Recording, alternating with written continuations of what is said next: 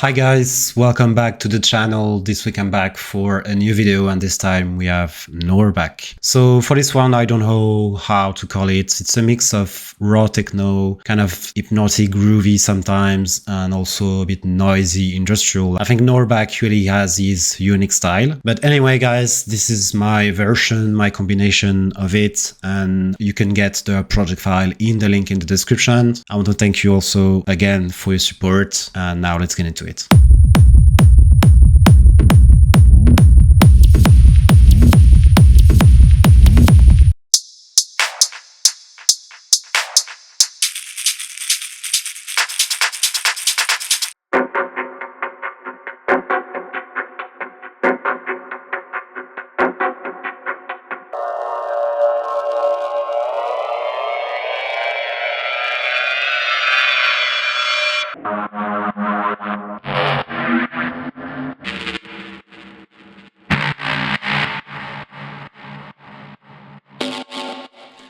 So for this one, we have a kind of rumbly rolling kick, and I'm gonna show you this first.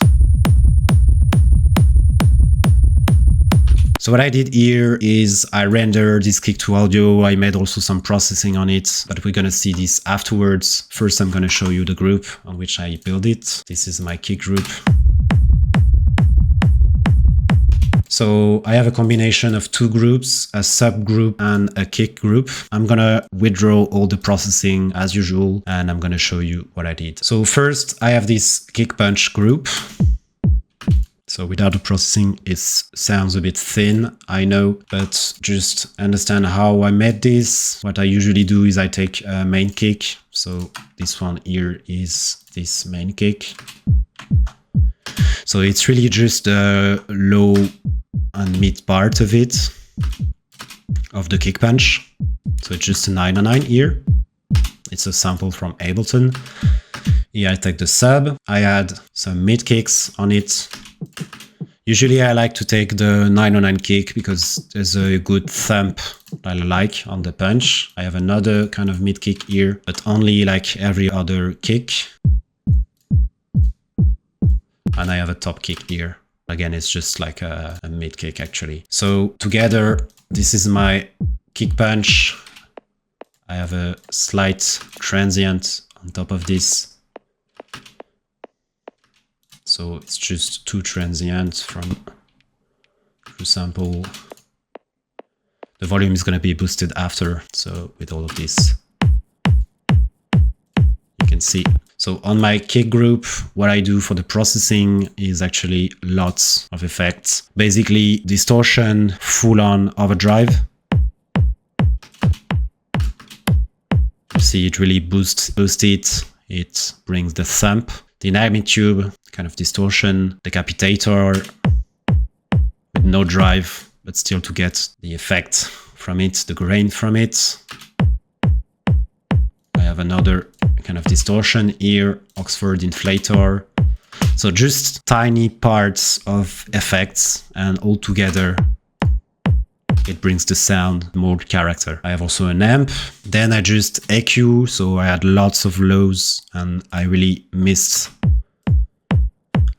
that mid part. So that's why I usually adjust the tonal balance on top of this. Then I use my OTT just to really compress the thing, especially here, the mid part. Then some other EQs.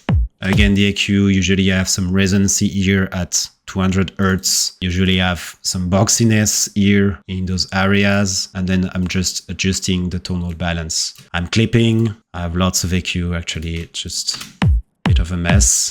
I have another OTT and some final EQ here. So now that I have a good punch, I need a solid rumble. So here I made a combination of 3 different layers. I have first this rolling pattern. So I took a kick punch, I make it go through this perfect loop rack from Audio React. Basically, it's 2 delays with different kind of setup. Here another delay. I enhance here lower mids, and I have this pattern, of course. I have a rumble here, a effect subverb straight from Ableton. Another rolling rumble. One is a 16th pattern from a 909. Again, here in that lower mid and bass. And another rumble. So I know what you must say, there's some phasing issue, I agree, but when you combine all of this, you compress it a lot, you just get like a mass of noise and a sub. Then you just gotta make sure it fits well, you gotta make sure you don't have too much phase issues, so when you record it to audio, you can check the phase. So you see here there's some phase issue, but here there's also some dynamics, which is interesting. And you just gotta make sure it sounds right, okay? I know it's not perfect academical way of doing, but that's how I did it. So together, it sounds like this. Then I just have a final EQ.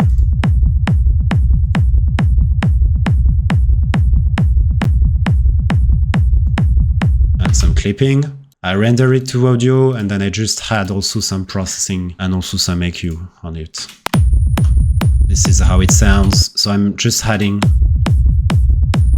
this erosion. I know sometimes Nørbak is using this.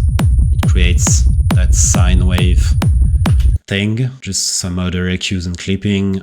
That's pretty much it for this kick. I have another layer of groove kick.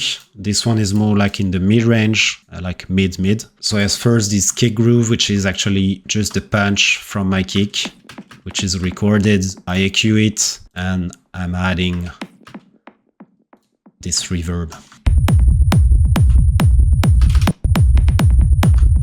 It adds its little thing in the background. I also made this trick with the sub sign from Ableton.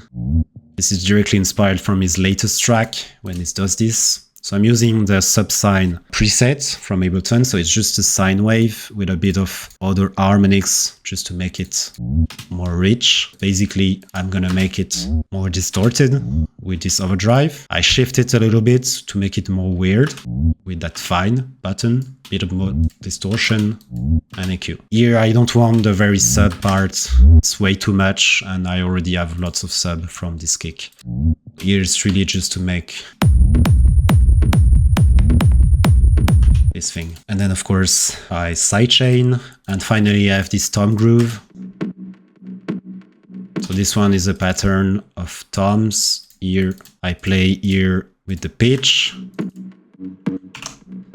to get the right tone. Again, I'm using full-on overdrive. It's really good because it applies some distortion, but it also muffled the high end and it makes the thing more dark. Adding more movements with some delay and some reverb, and then just EQ and sidechain. Of course, no sub. Here it's really just focus on the mid groove. So this is my kick bass, and on top of that I will have this noise kick group, which is actually like a combination of layers of textures and noise. I think he really has that in his tracks. Basically, I'm creating first this noise group, and it's made out of different layers.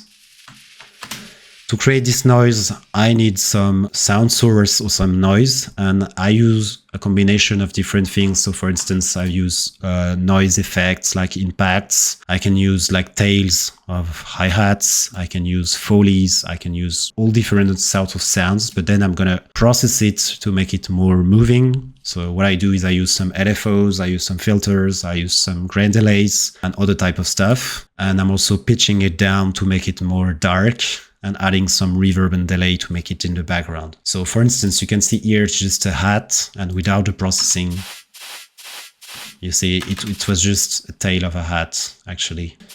So here I'm just using the noise from that sample, and then I'm just controlling the transient here. So withdrawing all the attack. I'm adding this supermassive delay, adding reverb, lots of reverb, adding the grain delay. This completely transforms the sound.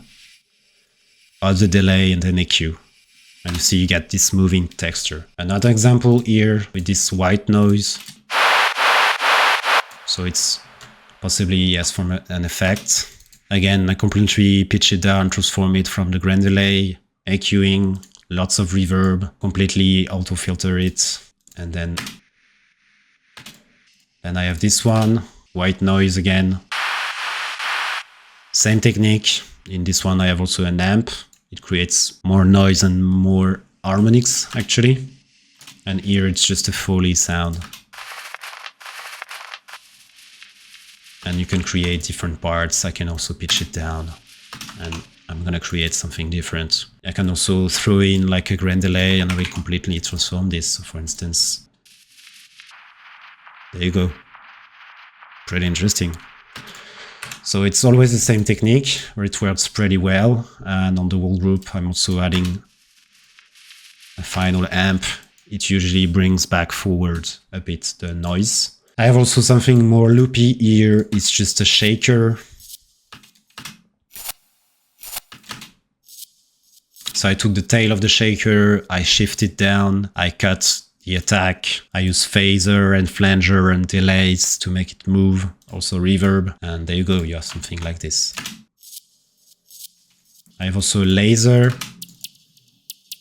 So a little pattern like this. What I do to make the laser is I use the pitch envelope here. So at first it's just a perk, but then I create this pitch envelope. So it creates that laser. And then again, creating something like a texture with that delay and reverb, plate reverb basically. And a final noise here. I use a whisper and a grain delay and some reverb. And that's pretty much it for this group.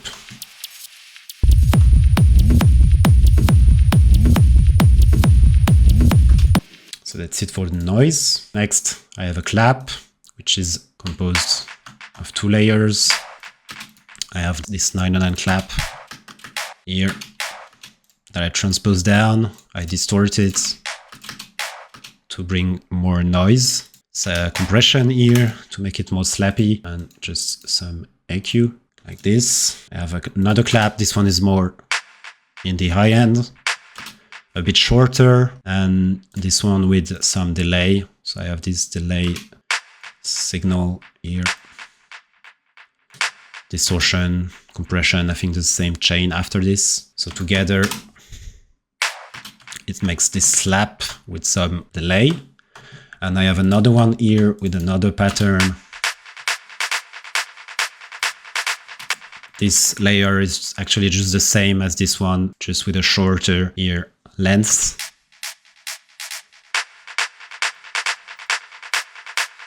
It's just to bring back a bit of that mid-range. Yeah, that's pretty much it for this clap. Next, I have my drums. So I have a combination of different drums. So I have first here this shaker, which is a loop. So one important thing to notice is that on the whole group, I'm going to add this layer of reverb. It's going to create like a noise on top of it. So there's always some noise in the background that's like drifting and it creates something interesting. But there's also some very small reverb on those different layers. So I have my shaker here. Here just throw in a sample with a nice groove. Delay reverb. Next I have an open hat. This one is a straightforward open hat. I control the transients here, saturation, reverb, small reverb. I have another open hat, stronger here. This one is very like a thin frequency that resonates. Lots of reverb also. I have here a ride, 909 ride. I create with the tail and the volume some velocity movement. And also controlling, because there's lots of resonances. I really want some noisy thing rather than just something very strong here. Finally, here I have some hi-hats. Almost some shakers actually, because I cut the attack. I create something noisy. I have this supermassive that creates this moving thing in the background. And I have another one here with a different pattern and different hats. but same technique. And yeah, that's pretty much it for my drums, guys. Next up, I have this pad. So this pad is very dissonant. I create this chord. This is the root notes. This is something that's not in the scale. And then I'm just using like a random preset pad or drone from Serum. And then I create movement again. So chorus to create movement. I can use also the shifter. It really makes it weird. So you can see it's more weird with this. I have a flanger also, or phaser. I have ear for the harmonics. Big reverb, of course. Sidechain. LFO to make the thing move. And then EQ, because you have heavy resonancy, especially here.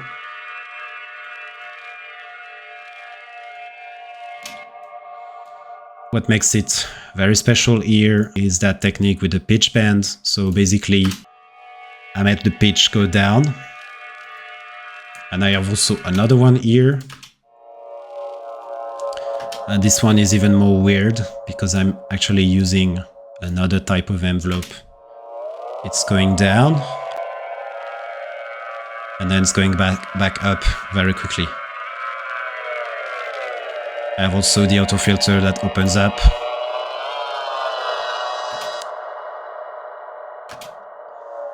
And I have also lots of movement from different things here. So the position of the wavetable, the LFO with the phase, some panning effect, and also this shifter with an LFO on. So I put this LFO that maps to the file here of the shifter, and it creates all different type of movements, and this really creates something very dissonant and weird. That's pretty interesting. Finally, I have this kind of hypnotic lead.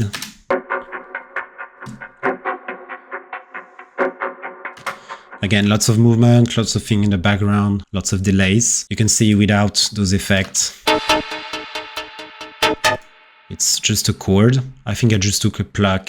Again, plug presets, basically it doesn't matter, it's just a sound source. And then I create the weird sound because of first this dissonant chord, and the grain delay changes everything. This one. There's a lot of pitch down effects, and then the whole movement is made by the delay, the reverb, and so on. I have also this evolving auto filter and just final EQs to control in the mixing phase. And finally, I have my background bass kind of shots effects. So I will show you, it's just a way of doing some weird sounds again. What I do is I took Serum. I just draw down a note, possibly in the scale of your track, doesn't matter. You can make something dissonant.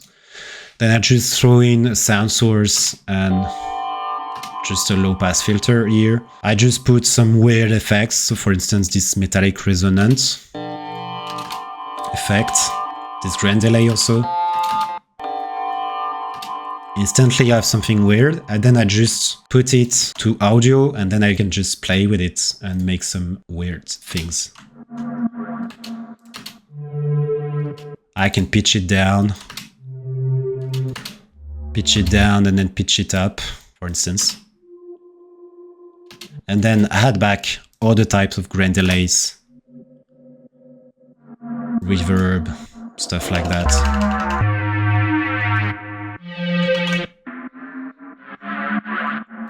So this is one only sample that was rendered to audio, and I made all of these versions of the sound with their different pitch.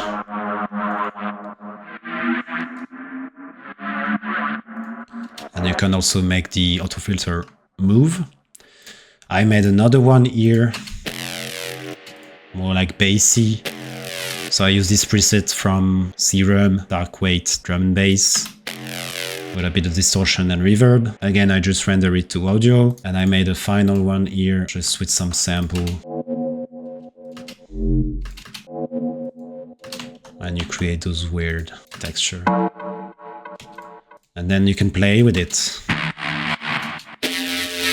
So you see, this is my dark weight drum and bass sample.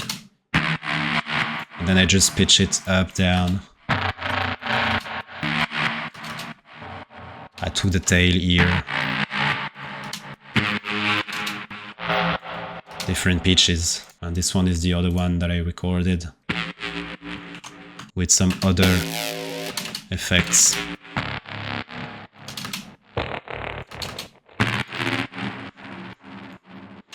So yeah, just with the pitch, the part of the sample, and then adding different effects, you can play with it and create different stuff. And then you can just put it randomly. That way you have the same sound source, but different sounds, so that you keep very coherent, and you can also make some variation to keep the things interesting. So it's just one way to make those kind of sound.